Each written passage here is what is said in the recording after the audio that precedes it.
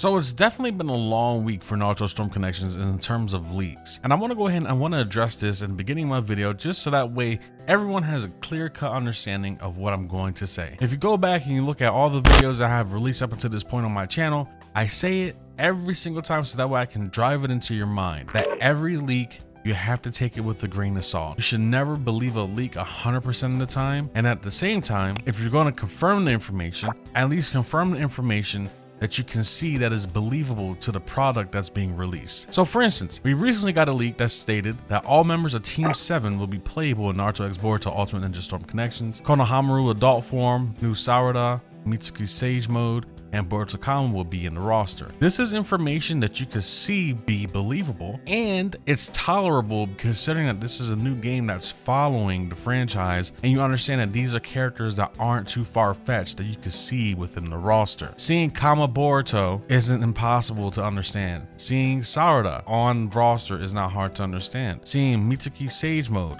isn't hard to understand to be on a roster, and the same could be said about adult Konohamaru. The point that I'm trying to drive is that characters like this that you know for a fact exist in the main cast of the Borutoverse, you can see them being on the roster for this new Naruto game. It's meant to be that way, especially what they're looking to do with this game as far as closing out the chapter of the Storm series. So again, I say this to say, and I say this all the time within every single video that I release to YouTube, always take leaks with a grain of salt, and understand that the idea of a leak is to be a conversation starter. It's to be there to determine or trying to figure out what exactly is it that people want to see in this game and what people don't want to see. That's what the conversation of leaks come from. It helps direct people to a point where they have an understanding or clean-cut understanding of what it is what they want and what it is that they don't want and what it is that the game needs and what the game doesn't need. So this video isn't to bash anyone who is doing leaks or releasing leaks, or a person who's a data miner or they're paying for leaks or anything like that at all. This isn't to bash anyone like that at all. This is me just simply saying that the information is there to be a conversation starter and not to be used as a proponent to say that the information that's being released is something that is completely concrete in such a way where it dictates the flow of the information that comes out further on and determining the main factors of the game. With that being said, I'm going to continue to cover leaks here on the channel because I think, again, they're good conversations to be had regarding the information for this game since we don't have that much more information. As you already know in my last video, I spoke on the idea that there's a new trailer coming out in April. That's a leak.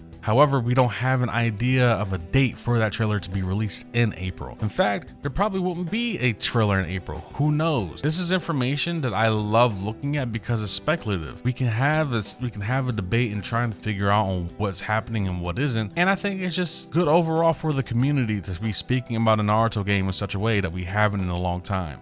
It's why I say in every single video, I try to make it a driving point for people that it's good to see a Naruto game be in the topic of conversation and flow around social media the way that it is now, because we haven't seen it in a long time. Speaking of which, at this very moment, Naruto Shinobi Striker just went ahead and released information that there's going to be season packs. At the same time, we just got information that the Naruto anime is getting 4 brand new episodes to celebrate the 20th anniversary of the Naruto franchise in September of 2023. It doesn't surprise me that that's happening in September, and the normal release date for some of the games from CyberConnect 2 has been around that same area. And it's not to say that the release date can change for Naruto Storm Connections. It's a nice way to have a conversation to try and determine when a release date will be coming for a game. This is how you create speculative content. Anyways, my name is Post Kuchki. Subscribe if you like the channel, if you enjoy my content, like the video if you like the video, and leave a comment down in the comment section giving me your thoughts on leaks, how you feel about leaks, and how you feel about the overall information that has been released for Naruto Storm Connections, and if you believe that there will be a trailer releasing this April. Till then, thank you for being a real one if you stuck through the entirety of this video, and as always, stay safe.